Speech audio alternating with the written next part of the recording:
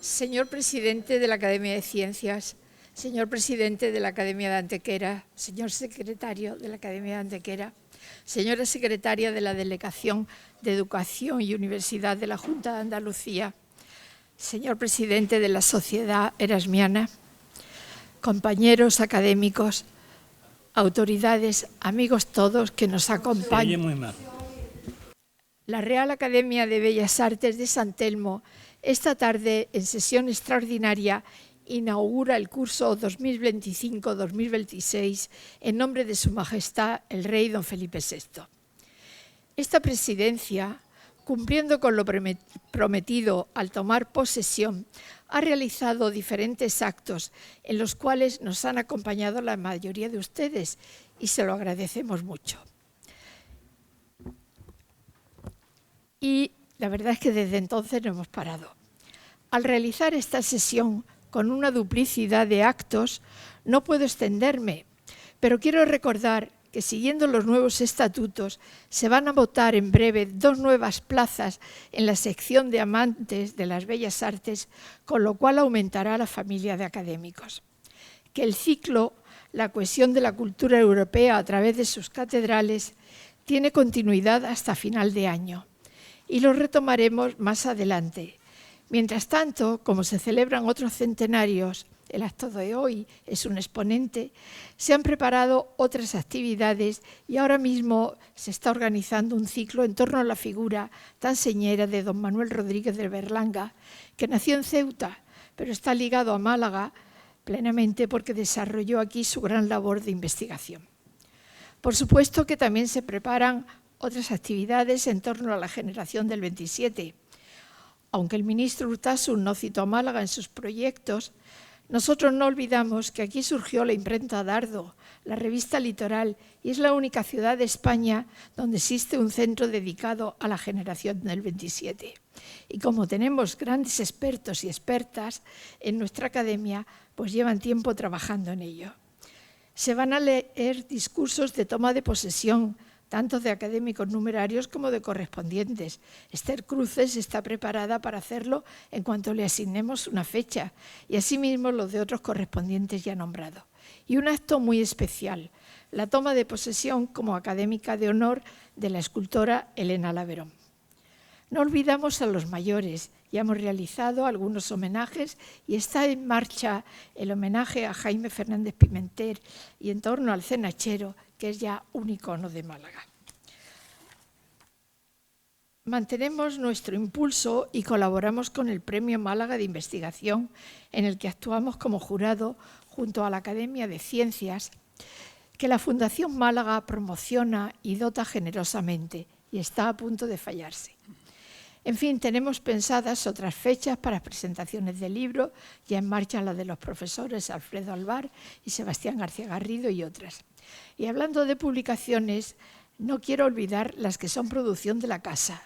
Nuestro anuario, que coincidiendo con los actos del 175 aniversario de la Academia, ha publicado su número 24 de la segunda época y ya se está preparando el correspondiente a 2025. También el libro de la aduana, por fin ya muy adelantado, y las publicaciones de arquitectura contemporánea en Málaga a través de edificios singulares, de las que se ha presentado el número 2 y se prepara el 3, que patrocinan la empresa Suba Landmark con la colaboración de la Junta de Andalucía, el Ayuntamiento y la Fundación Unicaja, nuestros patronos. Y no les cuento más. Ahora mi compañero Francisco Ruiz Noguera, de la sección de Poesía y Literatura, va a presentar a 2 prestigiosas mujeres de las letras en nuestra ciudad y con las que ha preparado este acto sobre otras 2 grandes escritoras. Muchas gracias. Buenas tardes. Bueno, vamos a dar paso al tercer momento. El primer momento del acto de hoy ya ha intervenido la señora presidenta planteando las líneas para el curso que viene.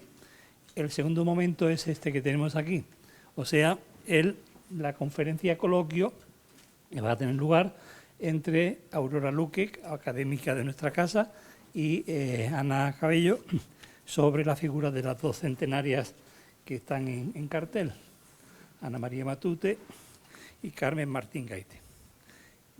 Es muy complicado presentar a las dos porque las dos son grandes investigadoras, grandes creadoras en el caso de Aurora, gran gestora en el caso de Ana, de manera que he hecho una síntesis de cada una de ellas. En el caso de Aurora Luque, bueno, y van a hablar, por cierto, como sabemos, de Ana María Matute y Carmen Martín Gaite, o sea, dos grandes escritoras de la generación del 50, de la llamada generación de los niños de la guerra, en este caso de las niñas de la guerra. Aurora Luque, de Almería, nació en Almería, aunque su infancia y adolescencia transcurrió y vivió en su pueblo de la Alpujarra granadina, en Cádiz. Estudió en Granada, en cuya universidad se licenció en Filología Clásica. Durante años ha sido profesora de griego en varios institutos malagueños, es poeta, traductora de poesía y doctora en Filología Clásica por la Universidad de Salamanca. También académica de número de la Real Academia de Bellas Artes de San Telmo, de Málaga, y académica correspondiente de la de Buenas Letras de Granada y correspondiente electa, creo que aún electa, de la de Nobles Artes de Antequera, cuyo presidente y secretario hoy nos acompaña. Fue durante un tiempo directora del Centro Cultural Generación del 27 de la Diputación de Málaga. Entre sus últimas publicaciones poéticas destacan Las Sirenas de Abajo, que es su poesía reunida, que está editada en la editorial Acantilado, en Barcelona, en 2023. Un número finito de veranos, este título, que le valió el Premio Nacional de Poesía y que está editado en la editorial Milenio de Lérida en el año 22. También Gavieras, que obtuvo el Premio Loewe en la editorial Visor de Madrid, y las antologías Desolvidar y Nadar en una misma, Aunque arda la piel, u Homérica. O, por ejemplo, otra antología más, Carpe Amore, que es su poesía amorosa, que se reeditó porque había tenido una edición anterior, se reeditó en la editorial Renacimiento en Sevilla en 2021. En 2022 apareció la traducción al sueco de otra selección antológica con el título Grip Natten, título sueco que es más o menos Carpe Noctem, aprovecha la noche, que es un título anterior suyo y que se editó en Malmö en la editorial El Strong. Otros títulos, libros de Aurora, son Personal y Político en la Fundación Lara en el año 2015, La Siesta de Epicuro, que le valió el Premio Generación del 27, en Visor en 2008, Camaradas de Ícaro, Premio Fray Luis de León, en Visor en 2003, Transitoria, que fue Premio Andalucía de la Crítica en Renacimiento en 1998, Carpe Noctem, que fue Premio de Poesía Joven Rey Juan Carlos I de Marbella, este premio que se da en Marbella, en Visor en el 94, y Problemas de Doblaje, que fue Assessi del Premio Donay en el año 90. Como investigadora se interesa por el mundo clásico sobre todo y también muy especialmente por la literatura de mujeres, entre otras la dramaturga ilustrada María Rosa de Gálvez, sobre la que ha publicado 4 libros, 4 títulos. El valor de una ilustrada, en colaboración con José Luis Cabrera en el año 2005, Poesías en el 7, Amón en el 9 y Holocaustos a Minerva, obras escogidas en la Fundación Lara, creo recordar, en el año 13. Ha traducido poesía griega antigua, poemas y testimonios de Safo, que ha tenido 2 ediciones muy importantes, ambas en Acantilado, en el año 2004 y 2024, grecorromanas, lírica superviviente, en el año 2020, en la muy querida por todos, colección austral. Las antologías Aquel vivir del mar y El mar en la poesía griega, en el año 15, también en Acantilado, y Los dados de Ero, ya antigua, vamos, ya más que consolidada esa antología, creo que se va a reeditar ahora. Los dados de Ero, antología de poesía erótica griega en el año 2000, que se editó entonces en Hiperión y creo que se va a reeditar en en acantilado, me parece. Bien. Y ha traducido a poetas como Louise Lavey, la renacentista francesa, Louise Lavey, René Vivian, tirando para el simbolismo del 19, a Catulo, así como dos traducciones recientes del mundo anglosajón. Una de ellas, If Not Winter, si no el invierno, fragmentos de Safo, de la conocida poeta e investigadora canadiense Anne Carson, y la novela después de Safo, de Selby Wynne, a la alemana Schwarz, y a la anglosajona, como lo pronuncian ellos, Schwarz. Bien, esa última publicada en la colección, una de las colecciones grandes de Alianza Editorial. Es decir, una labor extensa como creadora, como investigadora y como traductora, la de Aurora Luque. He hecho una síntesis, claro está, de la muy densa trayectoria de Aurora Luque. Por su parte, Ana Cabello, es malagueña, nació en Málaga. Aurora nació en Almería, aunque tiene raíces de la Alpujarra. Ella nació en Málaga, pero yo creo que tienen raíces asárquicas, exactamente. De manera que tienen raíces en la asarquía. Ella estudió en la Universidad de Málaga, se licenció en Filología Hispánica. Después hizo su doctorado en Madrid con una profesora del CSIC, del Centro de Investigación Científica, y es doctora, de manera que se doctoró en Filología Hispánica en la Universidad Complutense de Madrid, con mención europea y premio extraordinario de doctorado. Actualmente es gerente de la Fundación Rafael Pérez Estrada del Santísimo Intento de Málaga y colaboradora honoraria del Departamento de Filología Española de la Universidad de Málaga. Es especialista en literatura española contemporánea, historia de la cultura, estudios de género e historia de la edición. Y ha desarrollado una intensa labor como editora, investigadora y gestora cultural, que es lo que ahora fundamentalmente lleva adelante. Fue responsable de la colección narrativa femenina de posguerra, del Círculo de Lectores, del Grupo Planeta, donde editó títulos fundamentales como, precisamente, de dos obras de las que están en cartel ahora mismo, Luciérnagas, de Ana María Matute, y Entrevisillos, de Carmen Martín Gaite. Es también editora del volumen Víspera del Odio, de Concha Castroviejo, editada en Renacimiento de Sevilla en el año 22, y coeditora de Puntos de Vista de una Mujer, de Carmen Laforet, en la editorial Destino, prestigiosa editorial Destino, de Barcelona en el año 21. En el ámbito académico ha escrito numerosos artículos, entre los que destaca Una habitación propia, el Premio Nadal y la escritora profesional en España, en el prestigioso boletín de la Biblioteca Menéndez Pelayo de Santander en el año 23, y Una vida de papel, premios y censura, en la obra de Ana María Matute, en el volumen Quien no inventa no vive, en Madrid en el 24, que es en realidad ese volumen, un catálogo de la exposición que el Instituto Cervantes dedicó a la autora en su sede central madrileña. Ha sido comisaria, junto al profesor José Teruel, Pepe Teruel, tan investigador de la poesía contemporánea, de la Complutense. De la exposición, ella ha sido comisaria junto a Teruel de la exposición internacional Próximo Destino Carmen Laforet, organizada por el Instituto Cervantes, el Ministerio de Cultura y Acción Cultural Española en el año 22, y coordinadora del ciclo Carmen Laforet y la escritora profesional en España, en el Ateneo de Madrid. También ha dirigido las exposiciones Fotogramas de posguerra, que tuvo un recorrido notable por Madrid, Nueva York, Málaga y Barcelona, y otra exposición, Mujeres de papel, trazos de la generación del 27, en Málaga, organizado por la Consejería de Cultura de la Junta de Andalucía. Ha participado como ponente en seminarios y congresos nacionales e internacionales y ha colaborado en numerosos proyectos de investigación. Su trabajo puede decirse que combina el análisis literario, es el de la filóloga, el literario, con la mirada crítica sobre la historia editorial y sobre la visibilidad de la mujer en el campo literario en el siglo XX.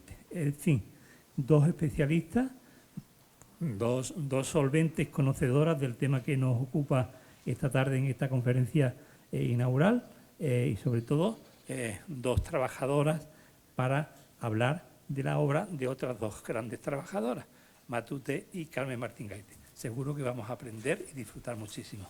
Vale.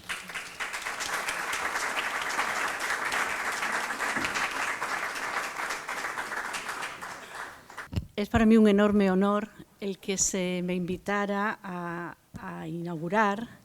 participar en la inauguración del presente curso académico, y es también un honor y un gran placer el llevarlo a cabo mediante la celebración del centenario de estas dos inmensas figuras literarias, con la presencia como compañera de mesa de doña Ana Cabello, a quien admiramos tanto por su impecable gestión como gerente de la Fundación Rafael Pérez Estrada, como ha indicado nuestro presentador, a quien no he dado las gracias, don Francisco Ruiz Noguera, tanto como gerente como por su brillante currículum académico que ha quedado ya expuesto aquí. Tengo que confesarles, y esto ya es un apunte personal que me permito hacer, mi sentimiento presente de gratitud y de vértigo al ocuparme hoy de una escritora que significó mucho en mi infancia, en mi formación. Quizá yo no estaría aquí ahora si no hubiera leído a los 11 años y releído hasta una decena de veces, al menos, El polizón del Ulises, lo he traído como talismán, El polizón del Ulises de Ana María Matute. Yo deseaba vivir en este libro, estar en él. Me marcó profundamente y me enseñó que los libros mostraban la vida, desplegaban vidas diversas ante nuestros ojos y dentro de nuestra mente. Si me llegan a decir hace más de 50 años ya que iba a estar pues al cabo de tanto tiempo celebrando la vida y la obra de su autora, y es que los niños, las niñas no pensábamos en los autores, creíamos que los libros, no sabíamos que había detrás personas adultas que los hacían, creo que entonces no hubiera podido creérmelo. Qué alegría que la literatura nos regale estas amistades, estas compañías y estas lealtades. Bien, pues vamos a pasar al coloquio. Me toca formular las preguntas, contestará Ana, y luego completaré yo. Ella es la especialista y la experta en este caso. Yo acudo como lectora. Mi formación es de filóloga clásica, amo las letras, amo la poesía, pero de narrativa. Y de la narrativa de esta época, la experta aquí es doña Ana Cabello. Voy a hacer la primera pregunta. Comenzamos. ¿Podrías definirme de manera sintética las principales aportaciones literarias respectivas de Ana María Matute y de Carmen Martín Gaite vistas desde nuestro horizonte de hoy, de 2025? ¿Por qué razones recomendarías, por qué razones concretas recomendarías hoy su lectura, especialmente a los más jóvenes? Es una pregunta, digamos, como periodística, ¿no? Quisiera que nos dijeras, si tuvieras que concentrarlo y decirlo y concentrar en una respuesta breve el valor, la razón por la que merece la pena leer y releer a estos autores, ¿qué nos dirías?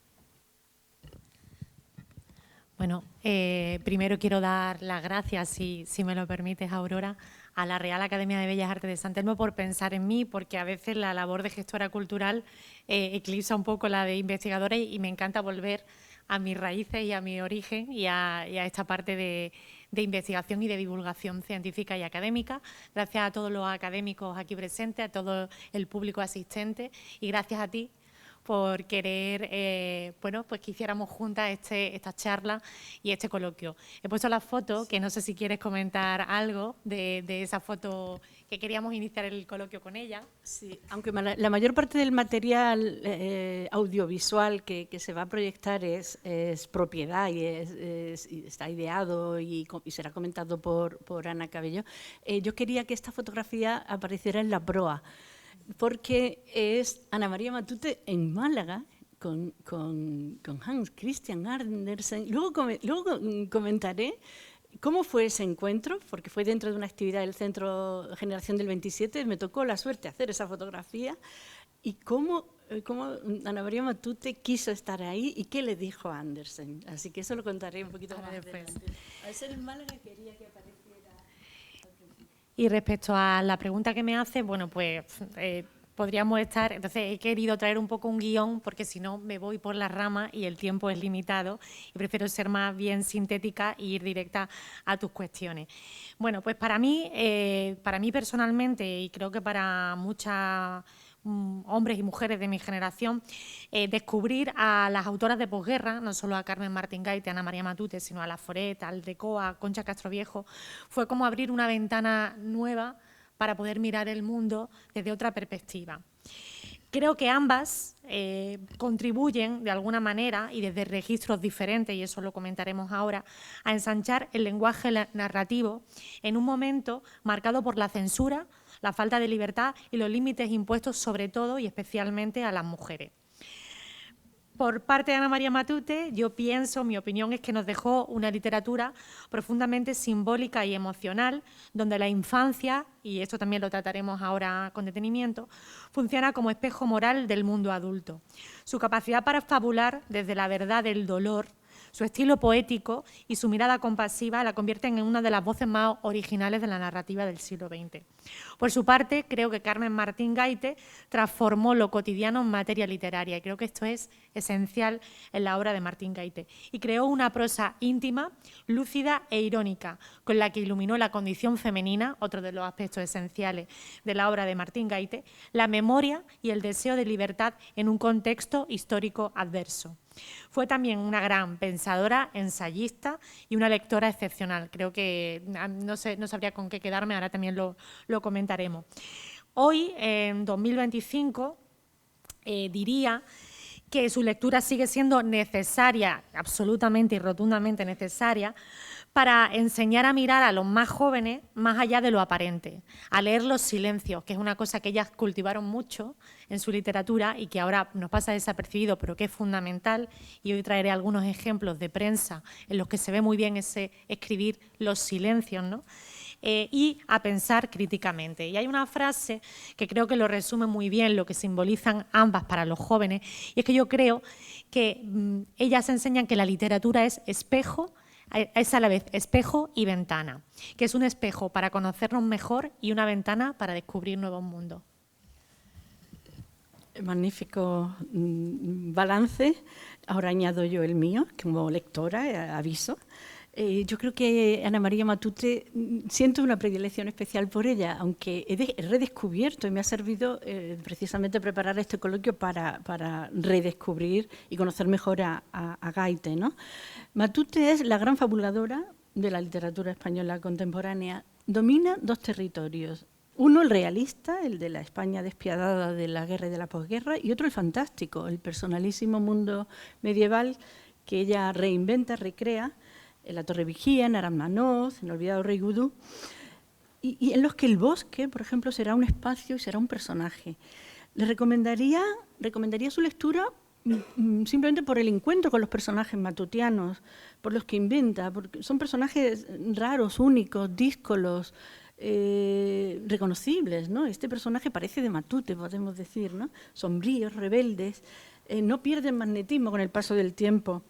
La literatura de Matute explora el mundo interior, también lo hace Gaite, como un espacio de libertad, como el ámbito en el que habita lo misterioso, la claridad de lo oscuro, son palabras suyas, esa claridad que ella descubre en El cuarto oscuro, por ejemplo.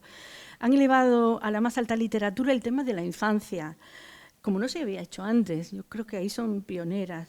El mundo de la inocencia perdida, el rito de paso, a menudo amargo, que conduce a la madurez.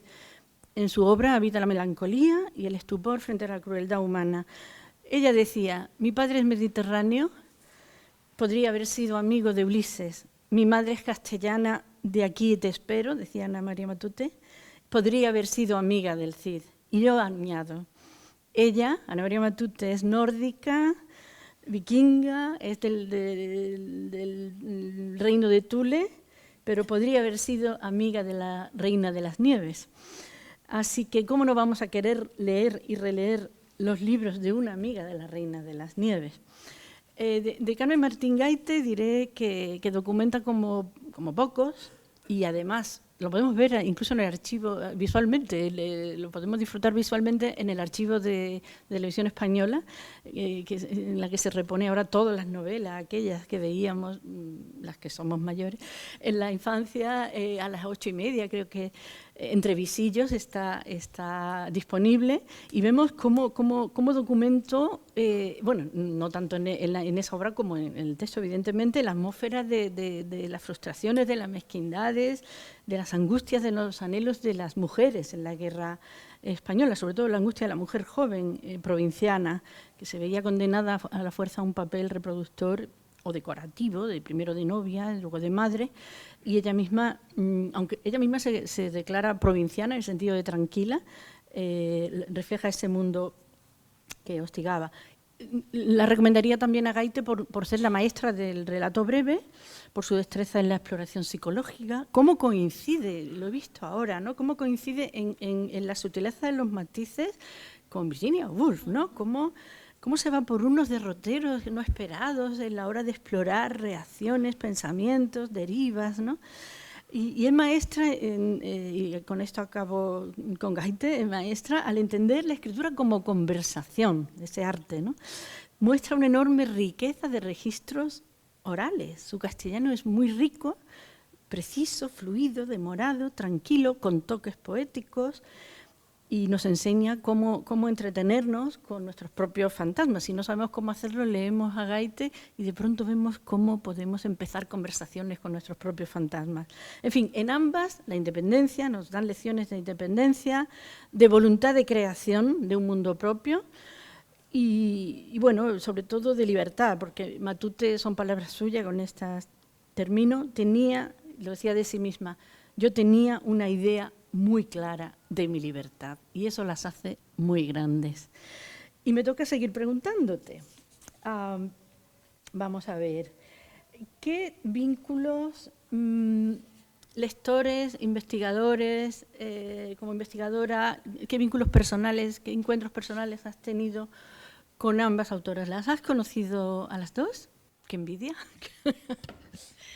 Pues sí, tuve la suerte de poder conocer a ambas, a Carmen Martín Gaite casi de soslayo porque murió en el año 2000, todavía no era mi época, era mi época de estudiante en la Facultad de Filosofía y Letras de la Universidad de Málaga, pero tuve la suerte de asistir a los maravillosos congresos que organizaba el Departamento de Literatura con el profesor catedrático Cristóbal Cuevas a la cabeza, y organizado por todos el equipo docente, entre ellos el doctor Antonio Gómez Yebra, que se encuentra aquí esta tarde. Esos maravillosos congresos, y tuvieron la gran idea en el año 1999 de dedicar ya un congreso a las mujeres, cosa que ni en la universidad teníamos casi en el currículum ningún tipo de referencias, no había asignatura, ahora ya por suerte sí, no estaban en los planes de estudio las escritoras. Y ellos dedicaron el 13º Congreso de Literatura Española Contemporánea a las escritoras en un congreso que se llamó Escribir Mujer, narradoras españolas hoy. Allí estaban las dos. Yo soy una alumna muy aplicada, siempre he sido una alumna muy aplicada, y me sentaba en las primeras filas. Y Carmen Martín Gaite llegó con retraso su tren, ahora nos parecería normal, en aquel momento pues pasó también, y llegó con retraso y había empezado la conferencia anterior a la suya. Entonces yo estaba sentada en las primeras filas y había un hueco justo al lado mía. Y ella entró, me miró, subió las escaleritas y se sentó en el salón de actos a mi lado, me miró, me sonrió y me guiñó un ojo. Entonces, aquello fue un flechazo, porque es verdad que Martín Gaite tenía una esencia y un estilo propio, y bueno, luego la pude escuchar en la charla, conversamos, me dedicó Lo raro es vivir, que era el ejemplar que yo llevaba, y pude conocerla brevemente y escucharla en primera persona. Matute también estuvo allí, pero no tuve ningún tipo de encuentro con ella, pero por suerte, en el año 2009, cuando yo ya era becaria de investigación del Consejo Superior de Investigaciones Científicas, tuve la suerte de entrevistarla en su casa. Ahí os he traído la foto, que fue muy graciosa para poder hacérnosla, en su casa, su ático de la avenida de Virgen de Montserrat de Barcelona.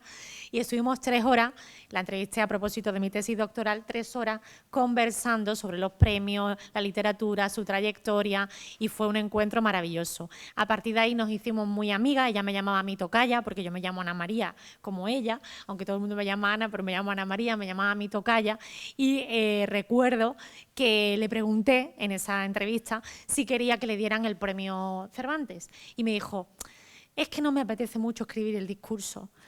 Y al año siguiente justo le dieron el premio Cervantes y yo creo que escribió uno de los mejores discursos que escribió a lo largo de toda su trayectoria. Así que tuve la suerte de conocerlas a las dos, a Ana María Matute un poquito más, y te diré que como lectora las conocí gracias a este congreso de literatura de la Universidad de Málaga. Pude encontrarme con su literatura en ese momento y luego posteriormente muchísimo más. Yo creo que, al contrario que tú, me quedo más con la novela, la primera parte de la narrativa de Matute, me gusta más la del realismo social, la primera parte, y si tuviera que elegir una novela creo que me quedaría con Primera Memoria y Los hijos muertos, que yo creo que es una de las dos, bueno, son las dos, no sé si me quedaría con una o con otra, con las dos. Y de Martín Gaite me fascinó Entre visillos por esos silencios que no se cuentan y por todo lo que cuenta de la mujer de provincia en la posguerra, pero si me tengo que quedar con uno me quedaría con El cuarto de atrás, que creo que es una novela mágica que mezcla muchos géneros y muy, muy experimental y muy a lo Virginia Woolf, con el flujo de pensamiento y demás, que me parece brillante. Muy bien, Ana María. A partir de ahora te llamaré Ana María. Bien, pues en mi caso, a Carmen Martín Gaite solo la vi de reojo y gracias a un académico correspondiente de esta academia, al poeta Juan Antonio González Iglesias, que en el año 98 me invitó a dar un curso en Salamanca sobre el mito en la poesía, en los poetas contemporáneos y tal, y fuimos al Novelty. Y allí estaba con su boina, entre visillos, al lado de la ventanita y tal. Y claro, yo casi no caí en la cuenta, me parecía una fotografía de un libro y ya, claro, digo, pues sí, es Carmen Martín Gaite, ¿no? Y murió no mucho después. Y ese es el único contacto, el único encuentro que tuve con ella. Como lectora, ahora me quedo con sus relatos, porque después de leer, para preparar a lo largo del verano, todos los cuentos de Carmen Martín Gaite, preparados por José Teruel, con un prólogo maravilloso, del que luego citaré algún párrafo, desde luego es una cuentista fantástica. Y fantásticos son algunos de los relatos, aunque ella rechazó, bueno, a ella le rechazaron su primer libro, el libro de la fiebre, que también lo he leído, editado en Siruela, que era un libro onírico por completo. Le dijeron, no, por ahí no vayas, que ahora no toca, y ella se reprimió, digamos, pero lo fantástico sigue apareciendo en su obra. Ese libro de la fiebre también es fabulosamente poético, además, ¿no? Y no la he investigado porque no, en fin, la vida no te da para tanto, pero las leo con mucho placer. Ana María Matute, ya he comentado que El polizón del Ulises es una lectura que marcó mi infancia. Ese libro estaba en la biblioteca de la Escuela Pública de Cádiz, estaba en una vitrina pequeña que teníamos, pero había una colección de Lumen fantástica y allí lo pudimos leer pues un montón de escolares de un pueblo perdido de la Alpujarra. Bueno, yo me lo quedé en casa mucho tiempo porque no podía salir de él. Le escribí incluso un poema a Juju, al protagonista, al niño protagonista. El niño es un niño que se inventa un mundo, que es el Ulises, es su barco, ¿no? Él está enamorado del mar, aunque sus 3 tías adoptivas, Telvina, Leocadia y Manuelita, lo quieren llevar por distintos caminos. Quieren que sea historiador de la Roma antigua, agricultor o...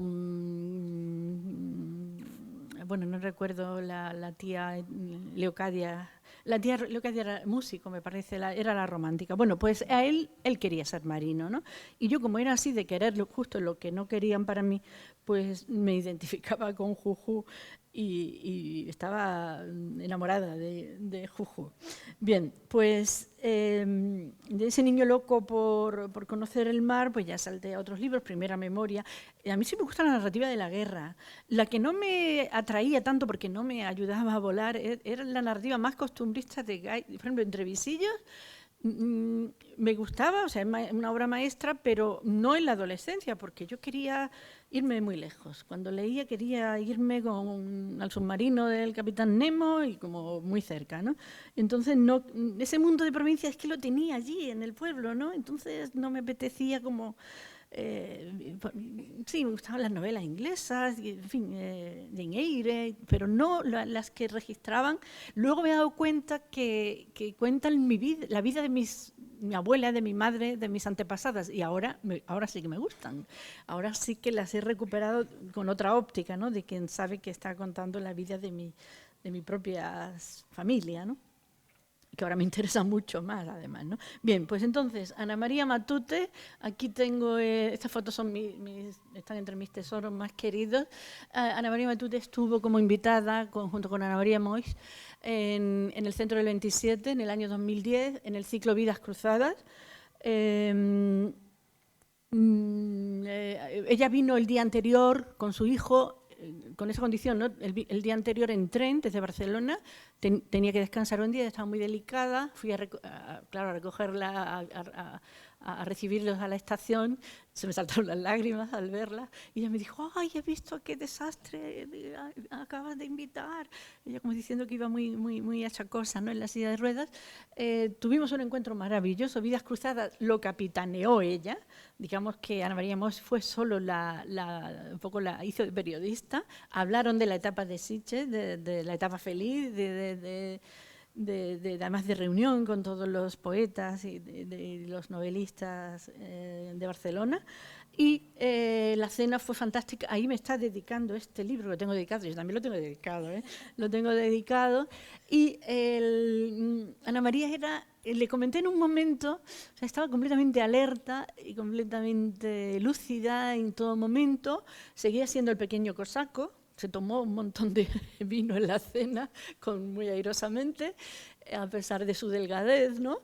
Y cuando le dije que había una escultura de Andersen en la calle, me dijo, yo tengo que ir a verlo. Y al día siguiente, cuando ya se iban hacia la estación, estaba el taxi ya, íbamos a llamarlo, me dijo, no, yo quiero ir a saludar a Andersen.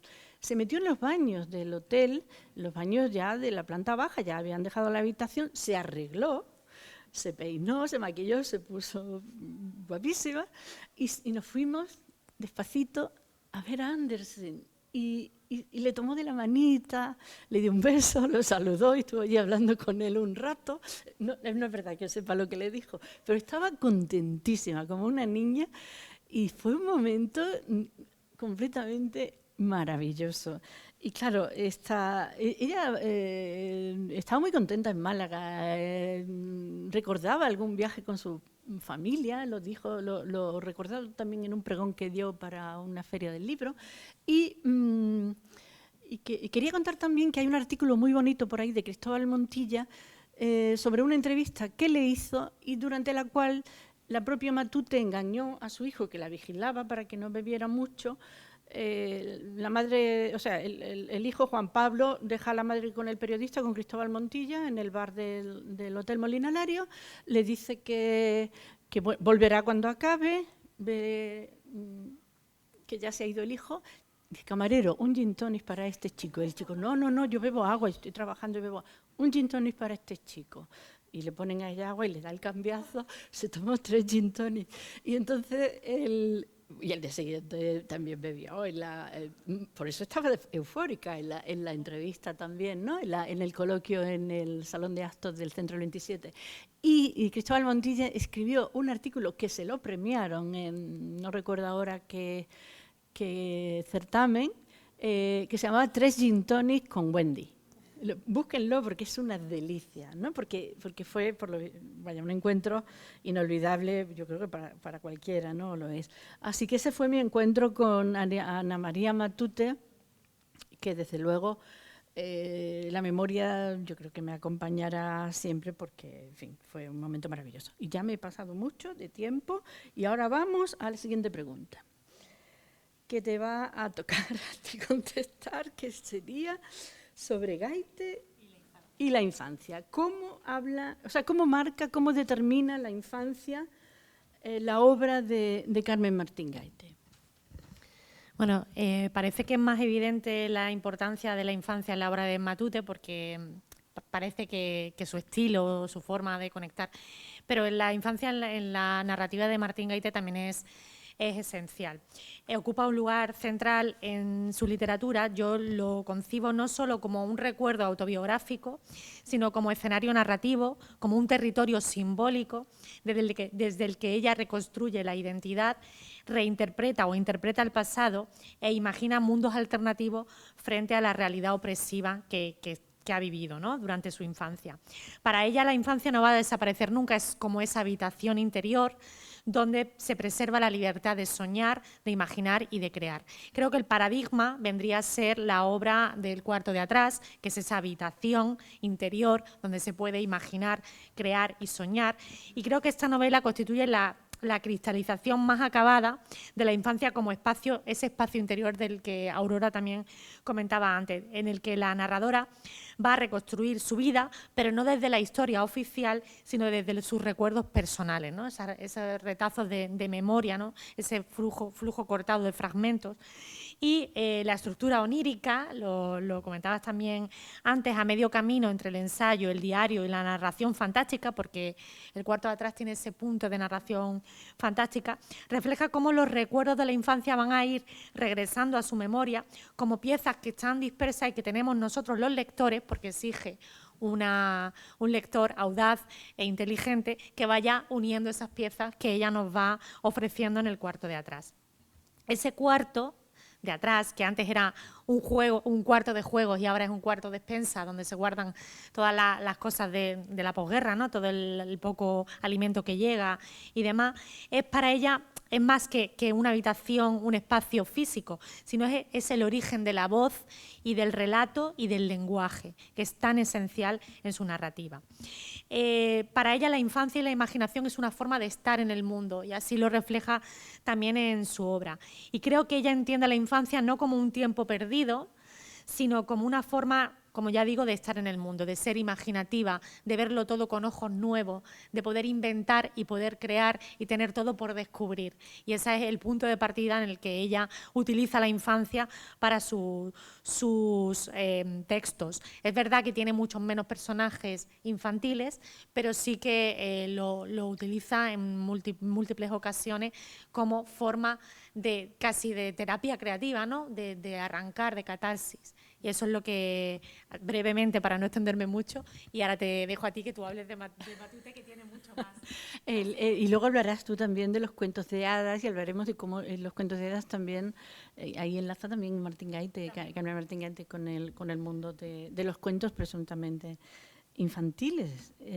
Bien, pues de Matute hay que decir que la marca una infancia dura, ¿no? Dura en algunos aspectos. Era de una familia burguesa, su padre tenía una fábrica de paraguas, su madre era hija de un terrateniente de La Rioja y, bueno, nace en una familia acomodada, pero ella sufre la desubicación porque pasaba unos años, unos cursos en Madrid, otros en Barcelona, y ella junto a sus hermanos se sentían todos niños de ninguna parte. Lo escribió en algún lugar, ¿no? Algunos cursos, cuando volvían al mismo colegio, era el colegio de las mismas monjas, la misma orden religiosa, una orden religiosa francesa, las damas negras, no encontraban amigos con los que enlazar, ¿no? Y entonces se sentía rara, se sentía mala, la hicieron sentir mala niña y ella pues lo asumía, ¿no? No se sentía querida, lo reconoce en algún momento, era solitaria tartamudeó un tiempo y, en fin, su madre por lo visto era muy rígida, aunque luego se reconcilió con ella y vio que era la que le guardó los cuentos de la infancia y se reconcilió, pero parece que fue un poco rígida en los primeros años. Entonces la infancia, tanto en la familia como y sobre todo en la vida escolar, pues no fue feliz. Ella dijo que no, pero lo hizo de una manera muy incluso brusca, ¿no? Que no aprendió nada con esas señoras, que no le enseñaron nada y esto estaba, o sea, que de la etapa escolar no tenía buenos recuerdos. Sí que los tiene, y eso se nota mucho en su obra, de los veraneos en la infancia en el pueblo de la madre, en Mansilla de la Sierra. Hay un documental que se llama Esta es mi tierra. Está, digamos, supervisado por Fanny Rubio y hay entrevistas a muchos escritores y ahí habla de la importancia del bosque. Ella decía que en el bosque iba a estar, que no hacía nada y sobre todo que el bosque no era algo para contemplar, sino que ella se sentía bosque, se sentía árbol y claro, eso se nota sobre todo en su literatura en el Polición del Ulises también hay algo de ese estar, no con un bosque concreto, pero sí hay algo de esa vivencia de estar con una misma, ¿no? Estar con uno mismo.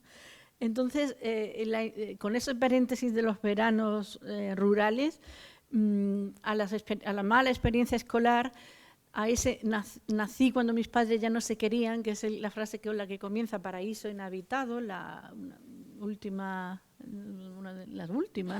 novela de Matute.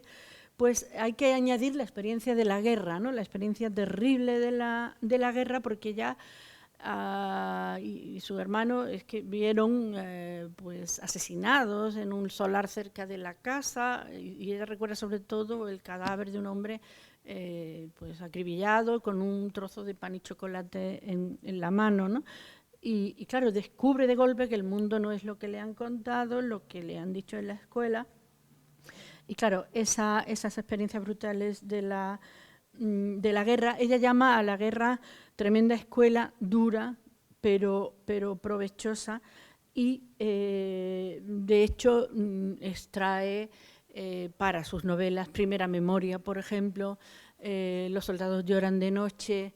Evidentemente ahí está esa experiencia de la guerra, no habría podido escribirla sin esa vivencia tan temprana, tan dura y tan frontal, al contrario que Gaite, que vive en Salamanca, la pasa en Salamanca y en Salamanca ya no había nada más que, bueno, había inquietudes en la casa por los amigos del padre que caían fusilados, pero no estaba digamos, la lucha directa. Matute habla de los bombardeos, de cómo la traumatizaron, cómo la aterraban, ¿no? los bombardeos, y esas experiencias brutales de la guerra aparecen a lo largo de toda su obra. Sería muy difícil escoger. Yo me quedo con Primera Memoria, porque Primera Memoria ahí sí que está, además, el odio que genera la guerra. Yo creo que es una novela que habría que leer ahora, ¿no? Y el odio de soterrado, además, que se enquista y que va pasando año tras año de unos a otros,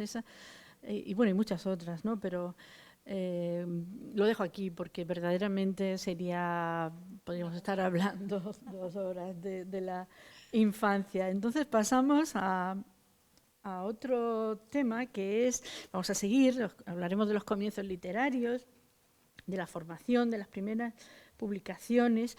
Yo te quería preguntar, aunque creo que teníamos otro orden, de la entrada al mundo literario, de la formación de Gaite, ¿no? De la entrada al mundo literario. Si quieres hablar de la formación también, porque de su formación universitaria supongo que tienes muchos datos. Yo querría solamente señalar la suerte que tuvo también con los amigos de universidad, ¿no? Porque y con sus profesores. Sí, pues.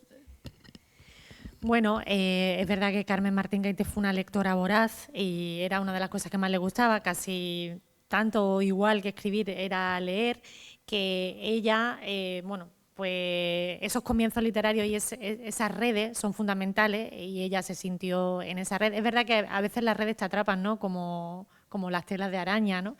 Y ahora lo comentaré cuando hablemos de los premios y de su relación con Rafael Sánchez Ferlosio. Bueno, ella realmente el empuje, ella estudia en la Universidad de Salamanca, pero luego se traslada ella en avanzadilla, luego viene su familia, que su padre era notario, a Madrid. Ella llega a Madrid en el otoño de 1948, dispuesta a escribir su tesis doctoral, que llega a inscribir sobre las cantigas de amor y de amigo, pero nunca llegó a escribir esta tesis doctoral.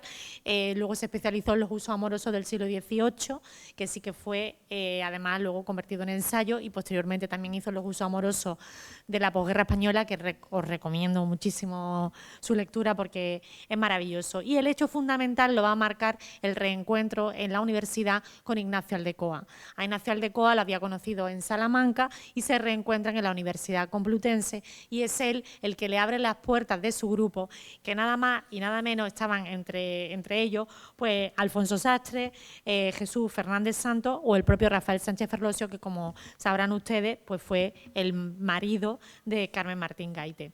Además, bueno, pues empezó a frecuentar el teatro universitario y además frecuentaba una tertulia, la tertulia de Gambrinus, que era una especie de club de lectura donde se comentaban lecturas filosóficas y políticas, casi de forma clandestina, y allí conoció, por ejemplo, a Juan Benet, que fue también muy amigo suyo, a Luis Martín Santos o a Emilio Lledó. Por esas fechas, y ahora hablaremos de los cuentos y de la importancia del cuento para iniciarse en esta época en la narrativa, pues por esa fecha hay un mentor, un impulsor, un mecenas que se llama Antonio Rodríguez Moñino, que fue redactor jefe de La Hora de España, que fue el director de la colección prosista contemporáneo de Castalia, y había visto alguna obra de teatro de Alfonso, había leído textos de Ferlosio y se había quedado prendado de esta generación y decidió ayudarle, y montaron lo que fue la Revista Española, que fue, digamos, el eje en el que gira en torno la generación del 50 que antes Francisco Ruiz Noguera ha comentado. Entonces, a partir de esa fundación en el año 53 de la Revista Española, empiezan a publicar todos estos jóvenes y otros jóvenes, sobre todo cuentos. También había traducciones, había secciones de literatura, de cine, de arte, de teatro. Era una revista, la primera revista independiente después de la guerra. Se fraguó en el Café Lión de Madrid. El domicilio social era el del matrimonio Aldecoa, porque Josefina e Ignacio Aldecoa ya estaban casados, y lo hicieron con muchas ganas y con muchísima ilusión, pero solo sobrevivió 6 números. Solo consiguieron, me parece que vendieron 80 ejemplares y 27 suscripciones, que no es mucho, y es verdad que ahí empezaron a publicar cuentos todos ellos y les dio sentido de grupo, que es tan importante. Lo vivimos ya también en la generación, en la Edad de Plata, la generación del 27, con esa revista Litoral y esa imprenta Sur que dio cohesión al grupo, y pasa en Revista Española con los nuevos narradores que están emergiendo, que son libres, que desafían a la censura y las normas, y esto es el gran valor de la Revista Española. Esta pertenencia al grupo y las publicaciones que Martín Gaite hace en la Revista Española le valen a ella para darse cuenta, bueno, para sentirse parte de los niños de la guerra, parte de la generación del 50, y para decidir que lo que quiere hacer en su vida es escribir. Así que gracias a este espacio de legitimación cultural que fue la Revista Española con todos estos jóvenes, pues ella tuvo la osadía de decir que a lo que quería dedicarse era esto, y decidió apostarlo todo a la literatura. Ahora hablarás de la censura, te preguntaré por la censura, que es una pregunta solo para ti, porque eres experta en el tema. Yo quería solamente señalar que ahí la trayectoria, que en muchos aspectos es parecida, la verdad es que coinciden en muchos puntos, Matute y Gaite, el viaje a Nueva York, un hijo, en fin, los divorcios, tal. Pero los veraneos rurales, en fin, lo que es muy diferente es que Ana María Matute no tiene vida universitaria, no tiene carrera universitaria, porque ella ya decide dedicarse a escribir desde el primer momento. Y además ya había empezado a hacer una revista para sus hermanos, a mano, que publicaba, que editaba, que distribuía y que yo sé si cobraba también, yo qué sé, pero era como tenía una por lo menos muy claro que ella quería hacer libros, y de hecho con su obra con la primera que escribe con Pequeño Teatro, la lleva a un editor, toda convencida, va a la editorial y ofrece su libro porque cree que es bueno, y lo era. De hecho gana el premio Planeta 10 años después, ¿no? Creo que la retoma. Entonces tenía muy claro que quería escribir, porque ya lo venía haciendo desde la infancia, y entonces sí que participa en una vida bohemia, primero en Barcelona, que es donde le ponen el mote del, bueno, no sé si en Madrid también, ¿no?, el pequeño cosaco. Se casa, y es un error, y ella reconoce que se ha equivocado con un aspirante a poeta maldito que en realidad es un parásito que se aprovecha de ella. Le llegó a vender su máquina de escribir, y es entonces cuando Ana María Matute decide romper el matrimonio, cosa que en plena posguerra era algo muy duro para una mujer, porque el hijo quedaba automáticamente bajo la tutela del padre, aunque ella lo recupera a los 3 años, porque el padre era tan inútil que evidentemente parece que los abogados lo tuvieron fácil, ¿no? Entonces, esa vida bohemia realmente pues la vive muy a fondo. Y aunque ella es muy crítica en algún momento con el Café Gijón, tiene en un momento una descripción del Café Gijón como un sitio en el que los señores iban a presumir, a que se les escuchara, y lleno de ego, y dice que ella acababa saturada y que se ponía a pensar en sus cosas y que no le apetecía mucho, pero iba entonces con su marido.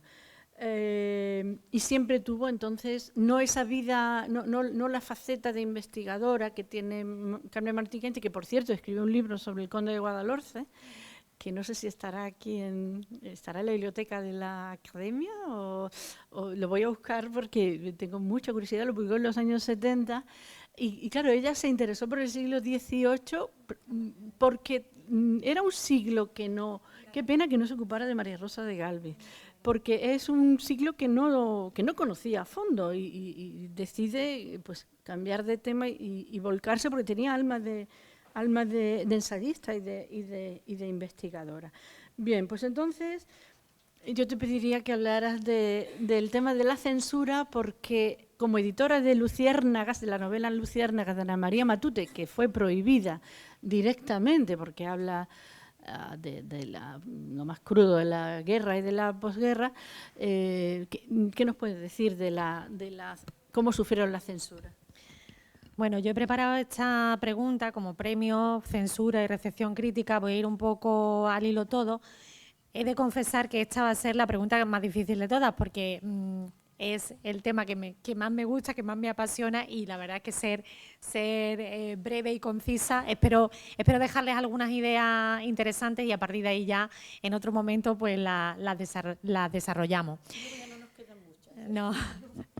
Nada, bueno, pues comentarles que pues cuando se acaba la guerra, el sector editorial de España da pena por la escasez de papel, por la escasez de autores, y porque es un mercado dominado por las traducciones y la literatura popular, y las malas traducciones y los clásicos que estaban a salvo de la moral nacional católica. Y llega a este páramo, llegan los premios literarios, y entre ellos el premio Nadal. Se llegó a decir en prensa, tengo un Nadal, luego existo, era el premio que te daba entidad en el circuito literario, en el campo cultural, y fue convocado por primera vez en el año 44 por la revista Destino. El gran acierto, el maravilloso acierto. Te digo una cosa de la revista Destino, es que he leído que en la portada de la revista Destino, cuando Matute gana el Planeta, decía... La has traído, ¿no? La de las rosas, perdona, entonces dila tú. La tienes exacta ahí, ¿no?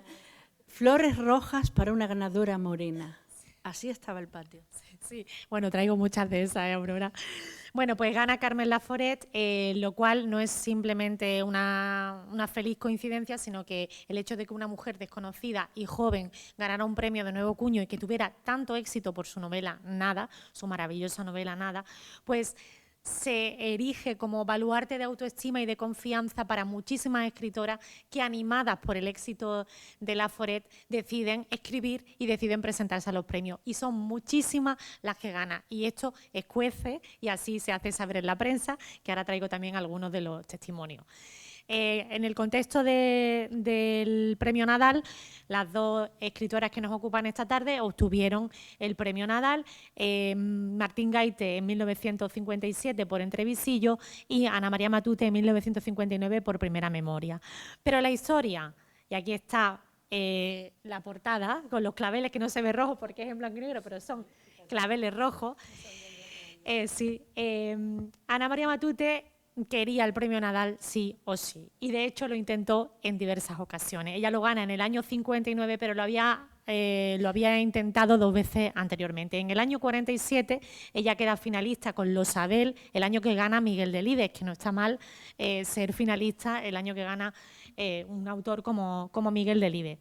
Ese libro se pudo publicar y fue el primer libro, lo que inauguró la entrada real de Matute, fue lo primero que publicó Matute en el mundo editorial, que se lo publicó Destino.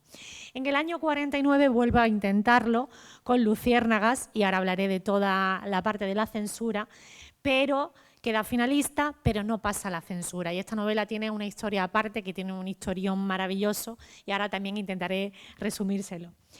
Y por fin, en el 59, consigue ganar el Premio Nadal con Primera Memoria, como hemos hablado, una novela fundamental. Ella es verdad que ya cuando gana el Nadal era una autora conocida, había ganado el Premio Café Gijón por Fiesta al Noroeste, había ganado el Premio Planeta por Pequeño Teatro y había ganado incluso el Premio de la Crítica y el Nacional de Narrativa por Los Hijos Muertos. O sea, que era una autora ya consolidada. Pero ella me dijo y me confirmó, y lo dejó en varias declaraciones, ella sintió que era escritora el día que ganó el Nadal, porque el Nadal era el premio que te daba esa categoría. Bien, Martín Gaite, y fíjense, las portadas, luego en el coloquio, si nos da tiempo, las portadas de una y de otra, las dos ganadoras, las dos con sus maridos al lado. A Ana María Matute casi no se le ve la cara directamente. Vale, pues Martín Gaite también había obtenido antes el Premio Café Gijón, en el año 54 por El Balneario, y en el 57 lo obtiene el Premio Nadal por Entrevisillo. Aquí he traído un testimonio de ella, hablando de la importancia que tuvo el Nadal, que solamente les voy a leer el final, que dice: desde aquel día consideré que tenía derecho a poner escritora como profesión en mi carnet de identidad. La importancia de ganar este premio, porque les otorgaba legitimidad, les otorgaba la cuestión simbólica de obtener un premio y también el capital económico, porque les daban un dinero, y profesional, porque la respaldaba ya una gran editorial. El Nadal de Martín Gaite fue maravilloso. Ella se presentó en secreto, no se lo dijo a su marido, que estaba en el Café Gijón escuchando las votaciones, y se presentó con el seudónimo de Sofía Veloso, que era el nombre de su abuela materna. Solamente su hermana Ana María Martín Gaite sabía que se había presentado, y Ana María era la que estaba en la cena, en la famosa cena del Nadal, esperando los resultados de la votación. Ella no quiso decírselo ni a su marido, Rafael Sánchez Ferlosio, por 2 motivos.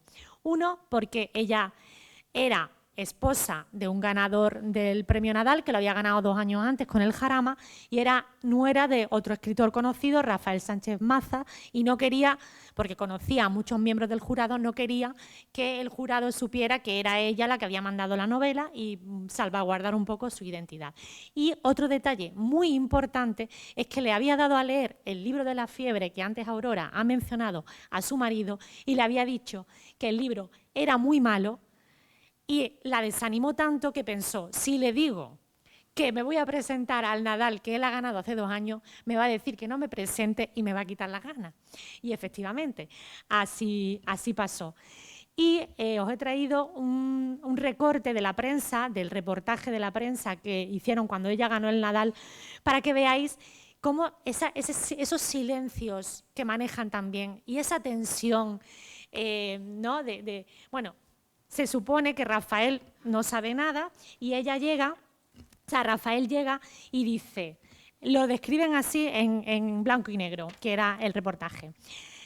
Lo dice ella en voz propia. Abrió la puerta. Yo sentí su llave en la cerradura y corrí hacia la entrada. No queríamos despertar a la niña y hablamos en voz muy baja.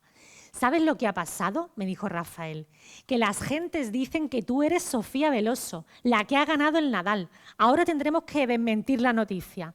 Que sí, Rafael, que sí. Que soy Sofía Veloso. Tú te alegras, ¿verdad? Claro que me alegro, contestó mi marido. No me voy a alegrar. Bueno, me parece que este fragmento que encontré de casualidad pues tiene muchísimo enjundia, que podríamos hablar muchísimo más. Como era de esperar, el que estas mujeres ganaran los premios literarios no pasó desapercibido por la crítica y por la prensa. Y aquí os traigo un paradigma que sería el reportaje de Martín Gaite a propósito del Nadal, que bueno, pues reflejan cómo la prensa intenta que estas mujeres que son intelectuales, que ganan premios, pues sigan ateniéndose a la figura del ángel, de la escritora ángel del hogar, como yo la he llamado. De hecho, el titular de Blanco y Negro dice: las tareas del hogar dejan a Carmen Martín Gaite poco tiempo para escribir. Ese es el titular. Y luego al lado, en otra página, aparece la cena del Nadal. Ya saben ustedes que la cena del Nadal es todo lujo y ostentación, y aquí la cena del Nadal, la foto es dándole de comer a su hija. Fue tal la cuestión que incluso la revista La Codorniz, que dedicó un número a la mujer, convocó de forma irónica el premio Dedal. Porque, claro, había muchas mujeres ganando el Nadal, pues ya tendríamos que crear el premio Dedal. No se los leo, aunque es maravilloso la cita. Pero esta sí que se las voy a leer, que es el tema de que muchas veces se achacaba los premios a mujeres a la galantería del jurado. Y entonces a Ana María Matute, a propósito del premio Planeta, le preguntan: ¿es preciso ser mujer para ser novelista? A lo que Ana María Matute responde: no es necesario, pero se ve que escribimos mejor que los hombres. Esto en el año 54. Respecto a la censura, pues evidentemente fue muy dura, muy crítica, sobre todo y en especial con Ana María Matute. Como ya les he comentado, en el 49 queda finalista con Luciérnagas, y el censor es tan implacable con esta novela que no puede ser publicada. Les he traído lo que dijo el censor, que me da rabia, no voy a leerlo para no extenderme, pero me da rabia porque el censor no era tonto, el censor era bastante inteligente y además destaca lo brillante de la novela. Destaca que es una prosa brillantísima, maravillosa, descriptiva, pero que no hay páginas, que es que toda la novela en sí es amoral y tiene cuestiones que atacan al régimen y al dogma. Entonces, lo que ocurre con esta novela, que en la edición que yo hice para Círculo de Lectores cuento toda la historia, es que ella decide que no se publica, pero su marido, el malo, como ella lo llamaba, el primer matrimonio fracasado de Matute, la obliga a publicarlo por cuestiones económicas. Y entonces se publica y ella dice que no se puede publicar con el título de Luciérnagas porque es otra novela. Y entonces la publica con el título de En esta tierra. Solamente hubo una edición, esa edición se agotó y Ana María no quiso que se reeditara. Y hasta el año 1993, 44 años después de haber quedado finalista del premio Nadal, no es publicada con el texto íntegro como ella escribió en el año 49. Por su parte, Martín Gaite no tuvo tantos problemas con la censura. No sé si se ve bien, no sé si alguna vez han visto un informe de censura, pero es curiosísimo cuando vas al archivo del general de la Administración y trabajas con ellos, porque ves las anotaciones, las correcciones de uno, las correcciones de otro. Y no tuvo muchos problemas con la censura, pero nótese cómo pone el lector hablando de la novela, porque son los primeros lectores de la novela realmente. Dice: una historia provinciana de un grupo de chicas, sus estudios y sus amoríos. Lo de los amoríos es un tono así un poco como despectivo. Le dicen que quiten dos cositas, pero luego el jefe de sección dice que no hace falta que quite nada y se publica sin problema. Lo que vengo a decir, y he sido contra mi voluntad, porque esto hubiera dado para una charla completa, los premios literarios para ella y para estas mujeres de posguerra fueron la habitación propia, porque les dio el capital simbólico, económico y profesional para poder escribir y para poder lanzarse al mundo. No sin luchar contra los estereotipos, teniendo que fingir a veces que eran mujeres de su casa y que solo escribían como, bueno, cuando tengo algo de tiempo entre quitar el polvo y hacer la comida a los niños. Y me parece que es en ambas los premios y la literatura fue un destino y resistencia, ¿no? Un modo de afirmarse y de existir en un mundo, ¿no?, en el que tantas veces pues, se les quiso negar a ellas la palabra. Ahora también se discute mucho que están ganando demasiadas mujeres el Premio Nacional de Poesía, que ya está bien de que lo ganen tantas mujeres, yo lo se lee por ahí.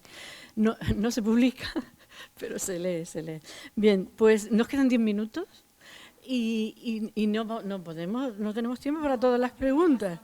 Sí, en cuanto a los cuentos, yo quería leer, tengo aquí yo iba a hablar sobre los cuentos de Gaite, porque me han impresionado muchísimo. Solamente voy a invitar a leerlos, porque además son muy variados. Están los neorrealistas, además el prólogo de José Teruel también es muy bueno. Están los cuentos maravillosos, ¿no? sus cuentos de hadas, y luego está la variedad y la experimentación de los últimos títulos. Pues la primera serie es neorrealista, a la italiana incluso, ¿no? Siguen un poco, Gaite sigue la teoría del grupo, ¿no? Del objetivismo y el no final feliz, el no soluciones, sino presentar la realidad cruda, circundante, pero claro, tendía Gaite también al mundo de la fabulación, y bueno, Caperucita en Manhattan y La Reina de las Nieves ya son títulos que hablan de cómo, los cuentos de hadas la seducen y ella las reelabora desde el punto de vista autobiográfico. Y en la última etapa hay 2 cuentos estupendos, y uno es una variación, Sybil Vane, no sé si pronuncia Sybil Vane, que es un personaje que aparece en el retrato de Dorian Gray, y ella lo extrae y es estupendo. O sea, que para mí ha sido un descubrimiento leer lo que no conocía, y es una cuentista maravillosa. Lo que sí voy a leer es un fragmento sobre un poco la teoría del cuento, el cuento de siempre, de Ana María Matute, que se llama Los cuentos vagabundos. Y con esto ya te paso a ti el relevo. Además es un libro del 99, ¿no? Los cuentos vagabundos. Y el fragmento dice: pero los cuentos son viajeros impenitentes. Las alas de los cuentos van más allá y más rápido de lo que lógicamente pueda creerse. Son los pueblos y las aldeas los que reciben a los cuentos por la noche, suavemente, y en invierno son como el viento que se filtra gimiendo por las rendijas de las puertas, que se cuela hasta los huesos con un estremecimiento sutil y hondo. Hay incluso ciertos cuentos que casi obligan a abrigarse más, a rebujarse junto al fuego con las manos escondidas y los ojos cerrados. Los pueblos, digo, los reciben de noche desde hace miles de años.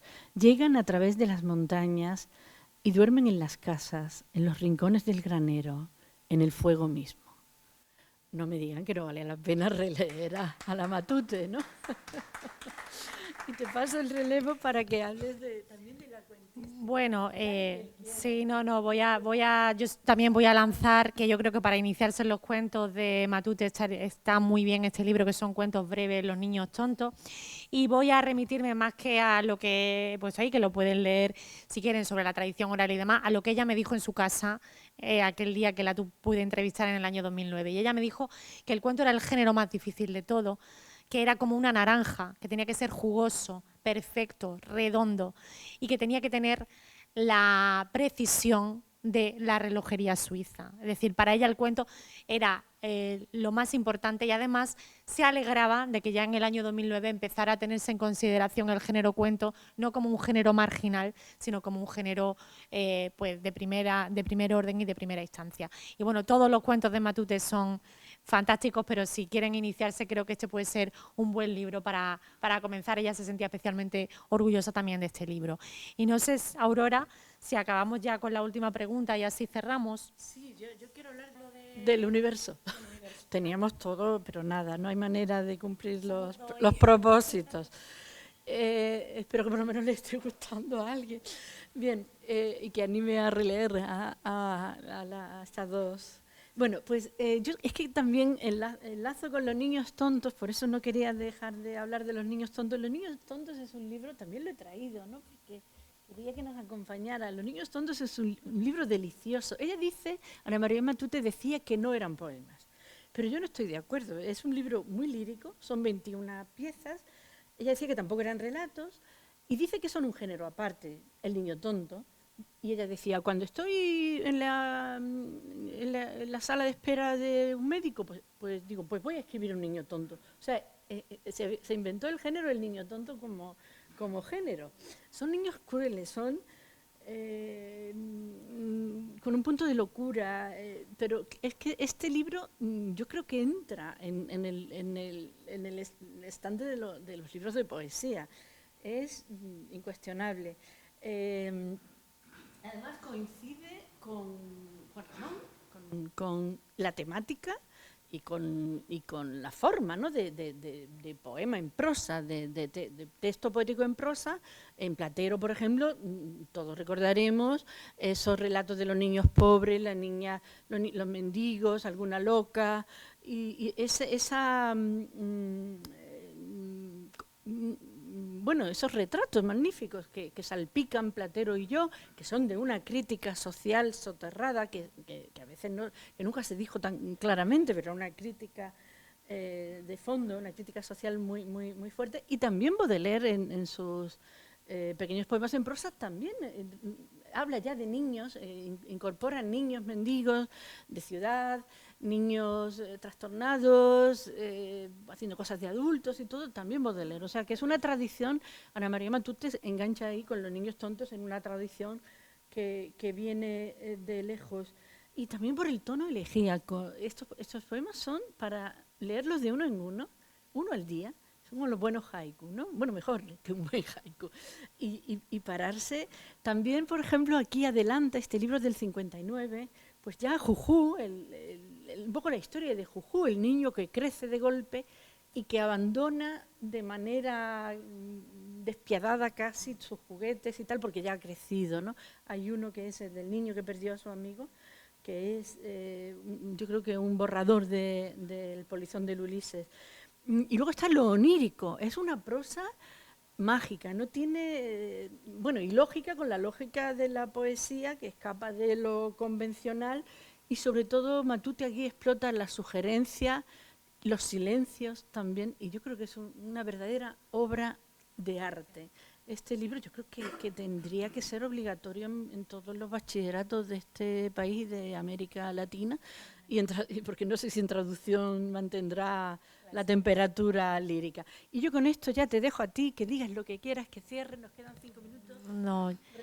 Bueno, yo remato para acabar con algo de Martín Gaite, pues nada, que es un mundo literario, creo que es un espacio híbrido entre lo cotidiano y lo imaginario, donde la memoria, la infancia y la experiencia femenina cobran un papel central, que explora esa tensión entre la realidad social y los universos interiores de los personajes, lo que nos fluye en la cabeza, ¿no? Mientras nuestro mundo se derrumba, ¿qué está pasando por nuestra cabeza? Que necesita escapar de los límites impuestos por la tradición y la sociedad. Ella buscaba siempre, este libro es maravilloso, La búsqueda del interlocutor, que es un ensayo, ella buscaba siempre al lector, al interlocutor perfecto, porque necesitaba ese ansia de comunicación que viene a ser al final lo que es la literatura, un diálogo o una comunicación eterna y universal en la que conversar con los lectores del presente, del pasado y del futuro, ¿no? Y la reivindicación de la imaginación como herramienta de libertad y de autoconocimiento. Creo que son muy necesarias ambas por todo lo que hemos intentado contarles Aurora y yo, y que siendo dos estilos muy diferentes confluyen en muchas cuestiones y que tuvieron la valentía de romper muchísimos techos de cristal y muchísimos obstáculos para poder escribir, para poder decir en un mundo, en una época en la que la falta de libertad era la tónica dominante, y que si supieron también evolucionar y no olvidar lo que habían vivido, pero conectarlo con el presente y hacia lo universal y lo eterno, como son los verdaderos temas que tratan, que son las pasiones humanas y lo realmente importante. No sé si quieres añadir algo, Aurora. No, solamente darte las gracias, ha sido un honor tenerte aquí, un placer. y leamos a Matute y a Gaite, que es la mejor manera de celebrar este centenario. Muchas gracias. Y quiero recordar que en el curso 2024-2025 se cumplieron los 175 años de la fundación de nuestra academia en 1849. Ya saben que realizamos muchas actividades, a muchas acudieron ustedes, y asimismo se realizó una medalla conmemorativa a la que acompaña un cuaderno también conmemorativo. Y como los actos y la gestación de esta publicación se realizaron durante la presidencia de don José Manuel Cabra de Luna y muy directamente por él mismo, pues tiene la palabra nuestro presidente emérito. Muchas gracias. Excelentísima señora presidenta, presidente de la Academia de Ciencias de la de Antequera, señor secretario, no me resisto a decir querido pariente, compañeras y compañeros académicos, señoras y señores. En el proceloso y endurecido mundo de la política, es usual que cualquier obra pública que haya sido realizada durante un determinado mandato, al llegar la hora de su conclusión y con ello de su inauguración, nadie se acuerde de quien la impulsó y con su iniciativa, esfuerzo y sacrificio la hiciera posible. Es una forma de actuar muy lejana del agradecimiento y que en ocasiones raya en la más absoluta injusticia. No es ese el caso de esta institución. Su presidenta, con la elegancia personal y profesional que le es propia, ha tenido a bien acordarse de este antiguo presidente para que, como colofón de los actos del 175 aniversario de nuestra academia, pudiera efectuar una reflexión al hilo de tan importante efemérides. Es un favor que agradezco profundamente, querida presidenta. 175 años son suficientes para que una institución como la nuestra pueda hacerse la pregunta vertebral sobre qué ha sido hasta hoy y qué puede y debe ser en la actualidad y en el futuro. La Real Academia de Bellas Artes de San Telmo es consciente de que su labor ha de servir para materializar la generación, conservación y transmisión del conocimiento, refiriéndolo e insertándolo en esta sociedad nuestra, compleja y multiforme, esforzándose en que sus actividades alcancen al mayor número de ciudadanos posibles. Y para ello, no ha dudado, abriéndose generosamente a la sociedad, en valerse de los soportes tecnológicos que la vida actual ofrece y que le facilitan el poder superar las fronteras físicas y el propio discurso temporal, pues todas nuestras actividades, conferencias y publicaciones están colgadas en la web, ya que con ello se integran en esa novedosa biblioteca de Alejandría que es Internet. Hemos pasado de la Gaceta de Madrid de 6 de noviembre de 1849, en la que se publicó el Real Decreto por el que tenía lugar el nacimiento de nuestra academia y otras, a la llamada inteligencia artificial. Ese avance tecnológico que ha establecido nuevas fronteras al conocimiento y que ha abierto nuevas vías para su exploración. ¿Cuál es la función de una academia de bellas artes ante un instrumento técnico de tal naturaleza? cuál es su responsabilidad a la hora de implementar que su desarrollo sea armónico y en todo caso compatible con la maravilla de la creatividad humana. Nuestra academia, como lugar de excelencia que es desde su creación, ha velado por la extensión de la cultura, por su transmisión a cuantos mayores segmentos de la sociedad sea posible. Debemos hacer un reconocimiento especial a nuestros académicos numerarios, don Elías de Mateo y don Francisco Ruiz Noguera, así como a nuestro colaborador Fran Barrio Nuevo por su labor para hacer posible el cuaderno de la conmemoración y también, como no, a nuestros padres. Sin ellos no viviríamos. Junta de Andalucía, Ayuntamiento de la ciudad y Fundación Unicaja. Gracias a ellos ha sido posible la edición. Gracias también a todos los académicos y académicas y a todos los amigos de nuestra institución que con su presencia y aliento han hecho posible que lleguemos a cumplir nuestros primeros 175 años. A todos, muchas gracias. Buenas tardes.